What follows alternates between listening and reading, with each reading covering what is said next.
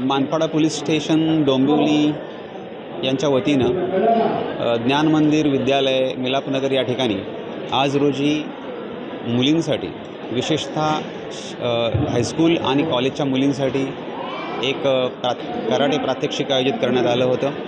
त्यानिमित्तानं आम्हीही शाळेच्या आणि कॉलेजच्या मुलींना सायबर सुरक्षितता, पोक्सो कायदा, महिलांच्या विषयीची स्वसंरक्षण याविषयी मार्गदर्शन केलेलं आहे आणि पोलीस ठाणे हद्दीतील अन्य शाळांमध्ये सुद्धा आम्ही अशा प्रकारचे उपक्रम राबवित आहोत।